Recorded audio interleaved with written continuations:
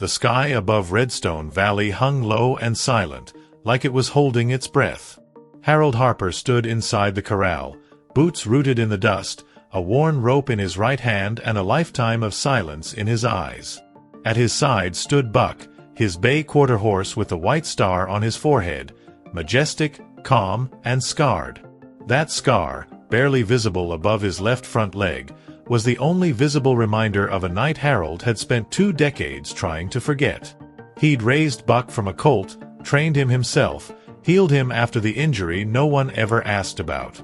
To most, Buck was just a good horse, strong, loyal, dependable. But to Harold, he was the last thread tying him to a chapter of his life that had nearly broken him. And that chapter began and ended with one name, Barbara. The sound of tires crunching gravel snapped Harold from his thoughts. A black SUV pulled into the drive with the kind of quiet authority only wealth could buy. The driver's door opened, and out stepped a tall man with silver hair and a navy suit that looked like it cost more than Harold made in a year. He walked with the confidence of someone who'd never had to shovel a day in his life. In his hand, he held a single US dollar bill. "Mr. Harper?" he called with a smooth smile. "I'm Richard Langford." Harold didn't move from where he stood. "I didn't agree to no sale," he said. Richard stepped closer to the fence, eyes never leaving Buck. "Beautiful animal. Quarter horse, right? Bay coat. Smart eyes. Calm temperament. But I'm not here to talk about the horse." He held up the dollar between his fingers. "I'm here to buy something else. Something you've been keeping quiet for a long time." The rope in Harold's hand coiled tighter. His eyes narrowed beneath the brim of his hat. "You've got 5 seconds to explain yourself." Richard didn't flinch. He simply tucked the dollar back in his jacket and lowered his voice. "I know about the scar on that horse's leg. I know who trained him before you. And I know what happened on the night of September 17th, 2003. I know about Barbara." Harold's heart kicked against his ribs. That name, spoken here, now, felt like someone had torn open a sealed grave. Buck shifted beside him and snorted softly, as if sensing the storm that had just been unleashed. Harold's breath caught. For 22 years, he'd lived with the weight of that night. And now, somehow, this stranger in a suit had come to collect what Harold thought was buried forever. Harold didn't speak right away. He couldn't.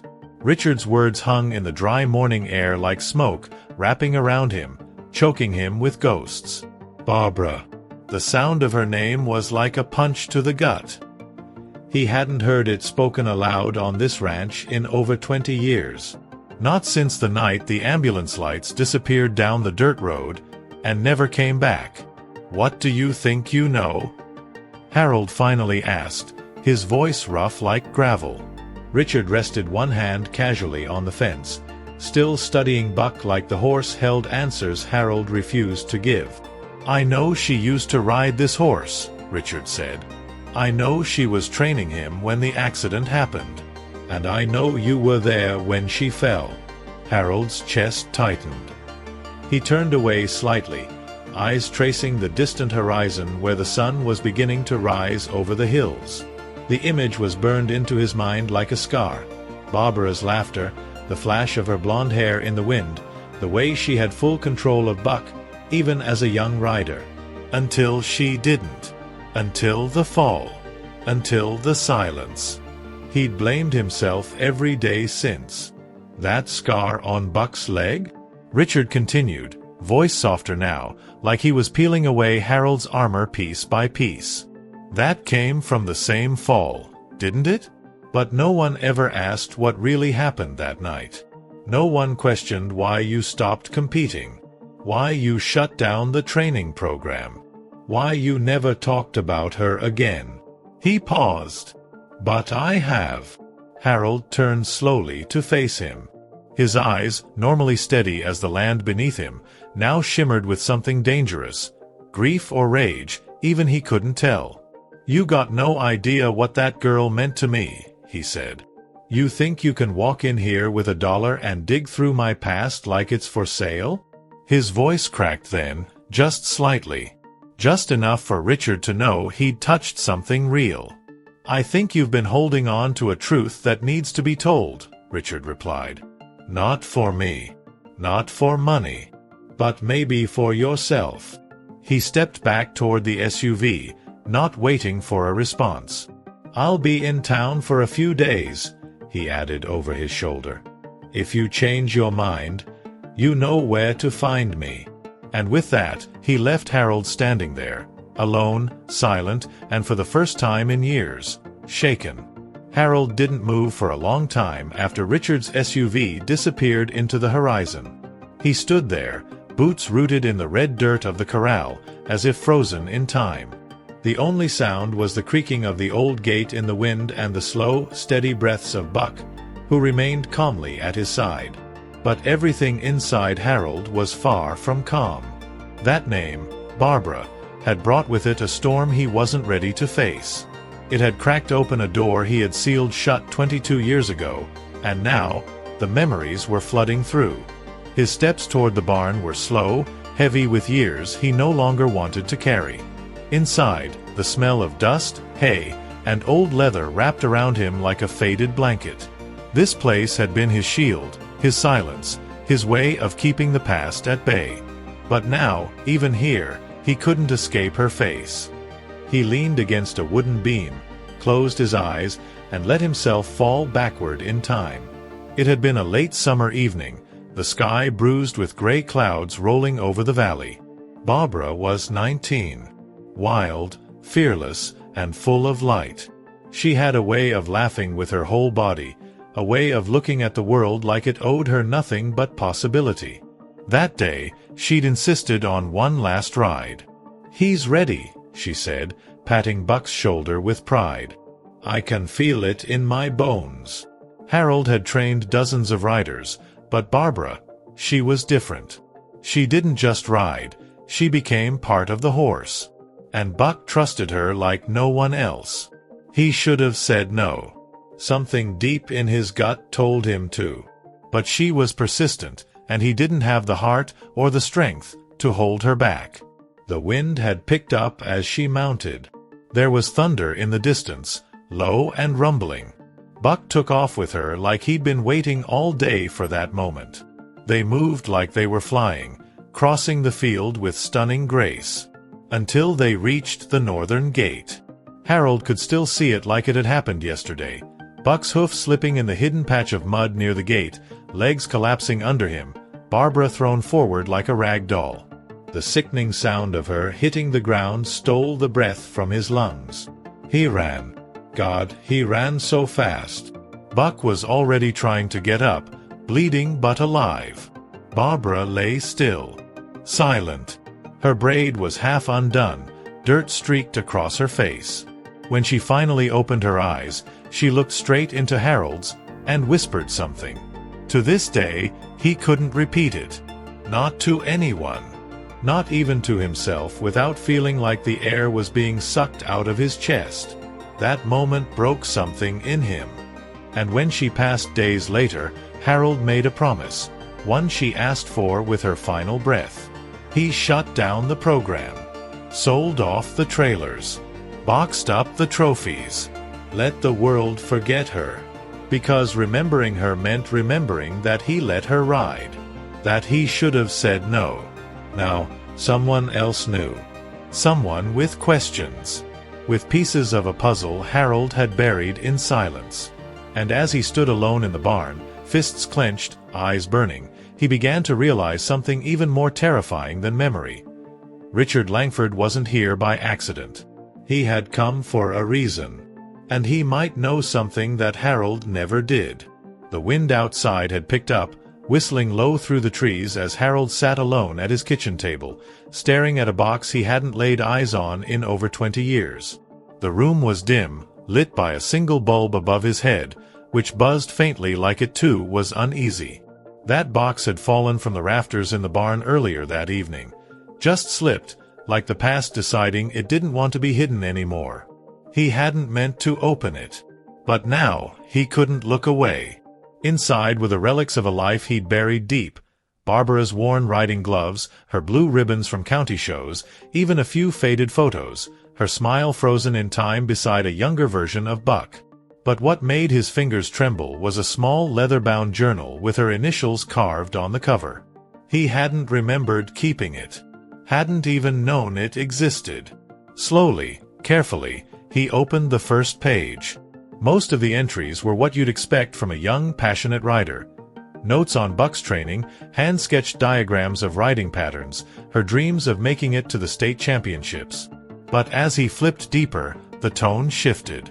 Her handwriting got tighter. One entry, dated just a week before the accident, stopped him cold. Something's wrong near the north gate.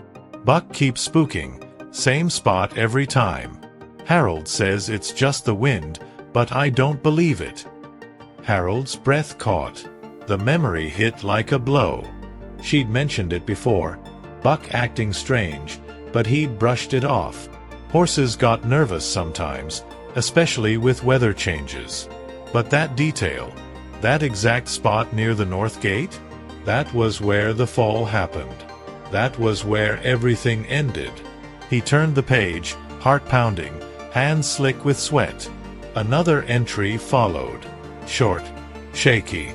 I think someone's been out there at night. Found footprints. Big ones. Not mine. Not Harold's. The words made his stomach twist. He could still see the scene. Buck's body heaving, Barbara lying still in the dirt, the storm rolling in overhead. But what if it wasn't just a tragic fall? What if something, or someone, was there that night? Something he didn't see because he was too focused on his own fear, or too desperate to believe it wasn't his fault. The silence in the house was now unbearable. Harold stared at the journal, the truth unraveling piece by piece in front of him. He had lived for 2 decades under the weight of guilt. But what if the story he had carried all these years wasn't the full truth? What if Barbara had tried to warn him, and he hadn't listened? And now, a stranger in a suit, Richard Langford, had come not just to stir up old ghosts, but maybe to expose something Harold was never meant to forget. Harold didn't sleep that night. He sat in his armchair by the window, the journal on his lap and a glass of bourbon untouched on the table. Outside, the sky was bruised with clouds, the kind that threatened rain but held it back just enough to make the silence feel heavier. His mind kept circling the same thoughts: Barbara, the footprints, Buck's scar, and now Richard Langford. The man hadn't come here to buy a horse. He had come here for answers. And Harold was starting to realize, maybe he didn't have them all. For years, he had believed the guilt was his alone to carry. He let her ride. He didn't stop her. He'd convinced himself that it was a moment of poor judgment, a single tragic mistake. But now, with the journal open in front of him, everything looked different. What if Barbara had truly sensed danger? What if Buck wasn't just nervous, but scared? And what if that fall wasn't just a fall? The idea clawed at his gut like a rusty nail. By morning, Harold couldn't stay still. He saddled Buck, now older but still strong, and rode out toward the northern pasture. The gate, the ravine, the exact spot where it had all happened. The wind picked up as he approached, and Buck's ears pinned back slightly. Even after all these years, the horse hesitated. Harold dismounted slowly, scanning the ground, the trees, the brush. Everything looked ordinary. But ordinary had lied to him before. He walked the perimeter in silence, boots crunching through the weeds, eyes searching for. He didn't know what. Closure? Evidence? Forgiveness? Then, about 10 feet beyond the fence line, something caught his eye, a piece of metal buried in the soil. He knelt, brushed away the dirt, and uncovered an old, rusted object, a broken fence staple, bent, blood-stained, and sharp as a blade. His chest tightened. It could have easily sliced into a horse's leg. It could have made Buck fall. How had he never seen it? Had it been covered all these years? Or had someone placed it there intentionally? The question made his skin crawl. He turned to Buck, who stood quietly behind him, as if watching, waiting. Harold clutched the metal in his hand, suddenly sure of one thing. Someone had been out here. And whoever it was had something to do with Barbara's fall. When he got back to the ranch, there was a black envelope waiting on his doorstep. No return address. Just his name, handwritten in ink. Inside, a single photo. Barbara, standing with a young man Harold didn't recognize. The date scribbled on the back, September 12, 2003. 3 days before the accident. And under it, one line written in the same ink as the envelope, "You weren't the only one she trusted." Harold stared at the photograph like it might speak to him. His hands trembled as he held it. Barbara, standing in the golden light of late afternoon, smiling. But it wasn't her expression that rattled him. It was the man beside her. Tall, lean, maybe early 20s. One arm casually slung over her shoulders like they'd known each other for years. Harold had never seen his face before. Not in the stables. Not at any of the competitions. Not once in all the memories he thought he knew so well. Why hadn't she mentioned him? Barbara had always been open with Harold. She talked about boys, about dreams, about everything. Or so he thought. But now, with this single photograph, that belief was unraveling. The handwriting on the back, "You weren't the only one she trusted," kept echoing in his mind like a taunt. It wasn't just a message. It was a warning. And suddenly, Harold realized, he hadn't just missed something. He'd been deliberately kept in the dark. Without wasting time, Harold went into the attic. He tore through old boxes, photo albums, training logs, newspaper clippings. He needed context. Anything. But Barbara's last weeks were a blank. No photos. No notes. Just a gap in time between her last county show and the day she fell. A time she must have spent with him, the man in the photo. Whoever he was, Harold now believed he had been out there, near the pasture. Maybe watching. Maybe waiting. By mid-afternoon, Harold drove into town. He carried the photo with him, showed it to people at the diner, the feed store, even the old sheriff's office. Most shrugged. A few stared longer, said the guy looked vaguely familiar, but no one could place him.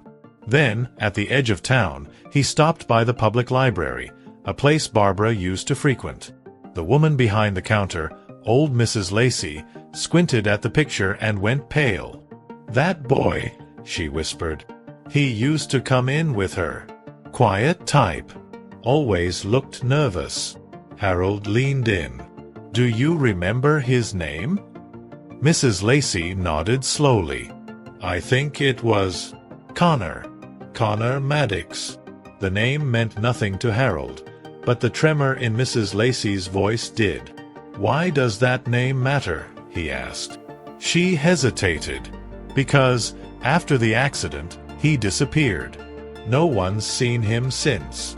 That was all Harold needed. He left the library with the name burning in his mind. Connor Maddox. Whoever he was, he had been close to Barbara, close enough to vanish the moment her life ended. As Harold pulled back into the ranch that evening, he found another envelope waiting. Black again. Inside, a second photo. This time, it wasn't Barbara. It was Connor, standing near the edge of the pasture, facing the camera. Behind him, barely visible through the trees, was a figure watching from the shadows. And scribbled beneath the photo, in the same ink, "Now you're starting to see it." Harold sat in the barn long after sunset, the photo gripped tightly in his hand. His mind spun, heart pounding. The figure in the shadows behind Connor, half hidden, barely visible, was haunting. Not just because of what it suggested, but because deep down, Harold felt like he had seen that posture before. The stance. The shape of the shoulders. The way the figure lingered behind, watching but not stepping forward. It wasn't just eerie, it was familiar. He spread both photos across the old workbench, Barbara and Connor in one, Connor alone in the other. That name, Connor Maddox. Where had he come from? Why had Barbara never introduced them? And why did no one seem to know where he'd gone? Harold's hands hovered over Barbara's journal, now open beside the photos. There were no mentions of Connor. Nothing at all. She had written about fear, about unease, but never said his name. Was she protecting him? Or hiding from him? The silence in the barn pressed in tighter. Buck stood in his stall, restless, shifting back and forth like he sensed something coming. Harold felt it too. A storm, not of weather, but of truth. He walked outside, staring into the tree line where the photo had been taken. That shadowed figure had stood somewhere out there. 22 years ago. Watching. Waiting. Maybe even responsible for it all. The next morning, Harold drove to the county courthouse. He requested every public record tied to the name Connor Maddox. Birth, school, property, criminal. Hours passed. Files were thin. Too thin. It was like Connor existed in fragments, and then vanished. But there was one record that caught his attention. A trespassing complaint filed in 2002 by a nearby rancher against an unknown young man seen near the Harper property. Description: tall, early 20s, brown hair, nervous behavior. The date of the complaint? 2 weeks before Barbara's fall. The location? Near the northern gate. Harold's blood went cold. Everything was converging on that one piece of land. That one gate. And as he left the courthouse, another envelope was waiting for him on the windshield of his truck. Inside was a newspaper clipping, worn, yellowed, from September 2003. The headline read, "Local trainer injured in mysterious riding accident. Foul play not suspected." But written in black ink across the headline, in the same handwriting as before, were 5 words that made Harold's stomach twist. "You should have looked closer."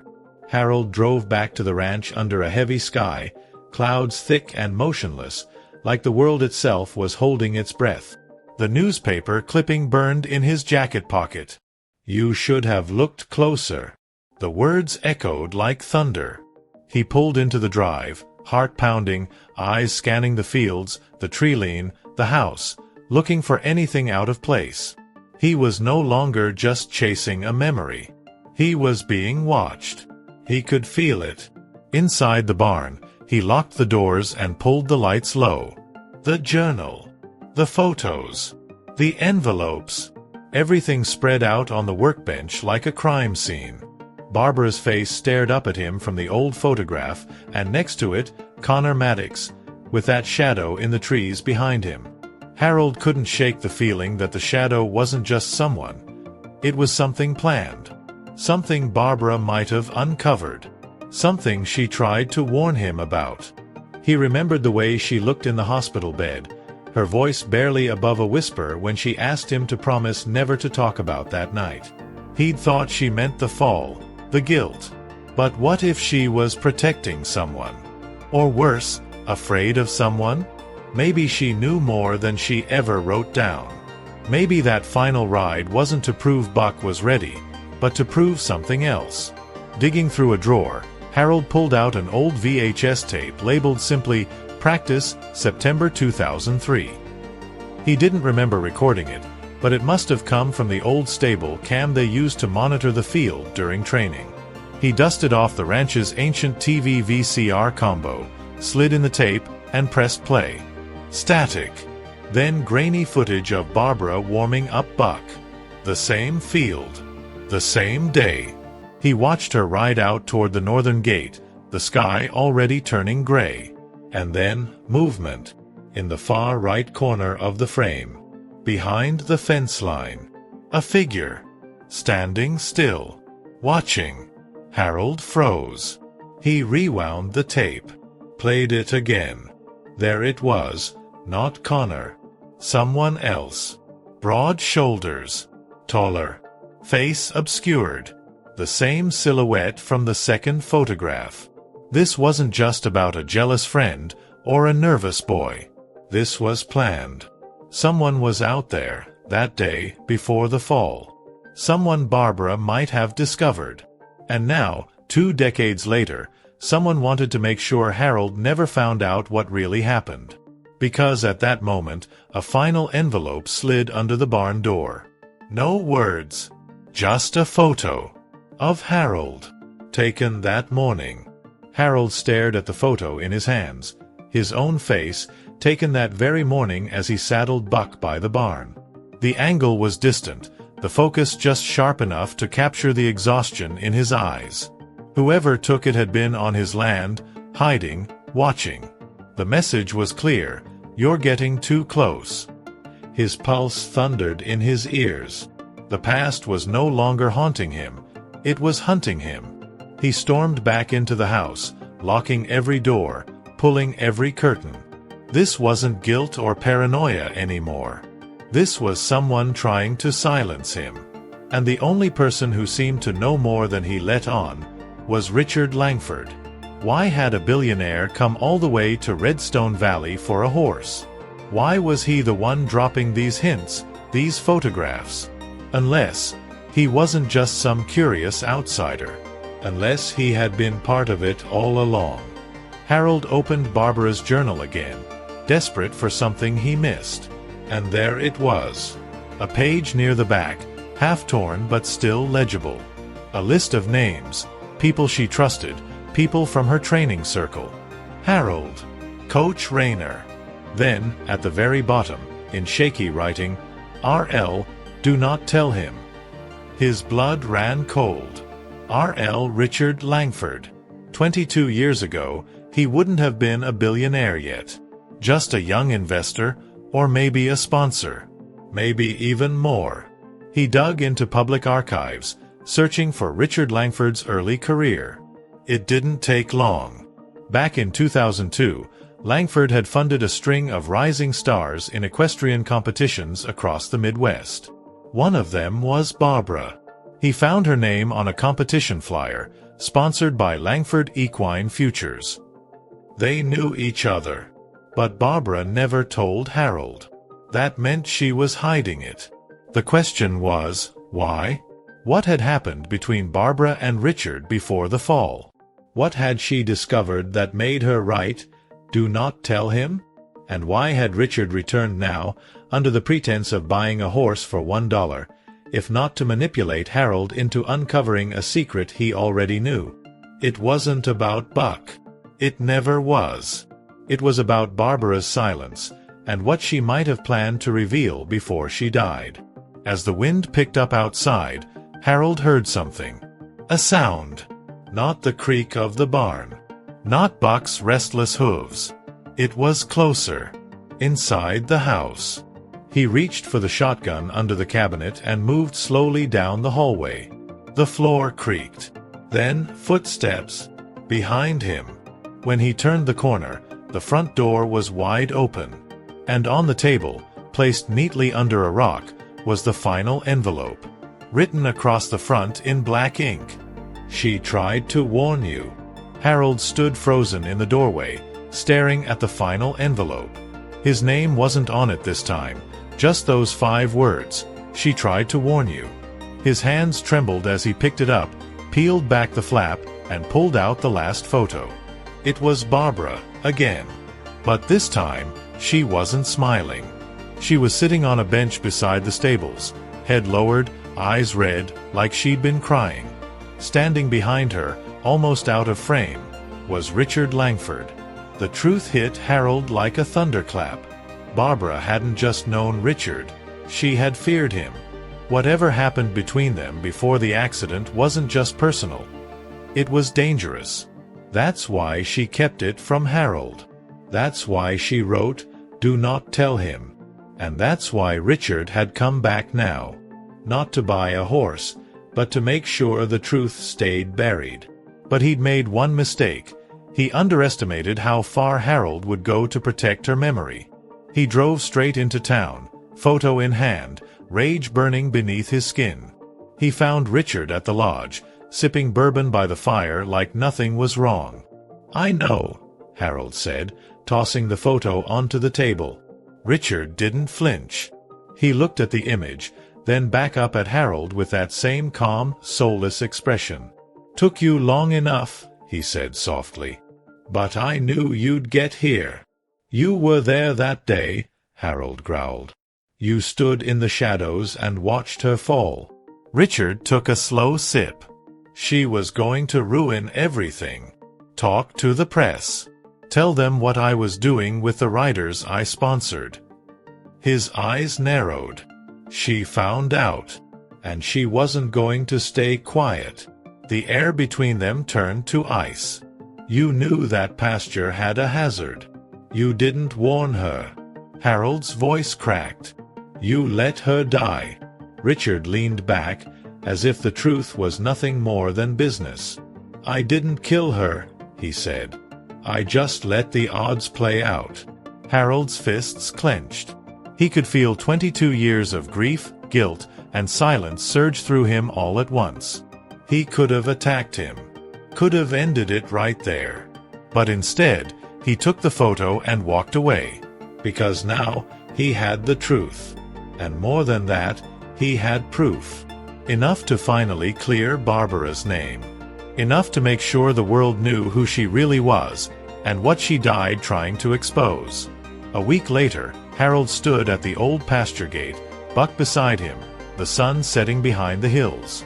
He'd sent the journal, the photos, and the VHS footage to the authorities. Richard Langford's empire wouldn't stay untouched for long. But Harold didn't need revenge. He needed peace. He reached into his pocket and pulled out Barbara's necklace, something he hadn't touched since the day she died. He knelt in the dirt and buried it near the fence line.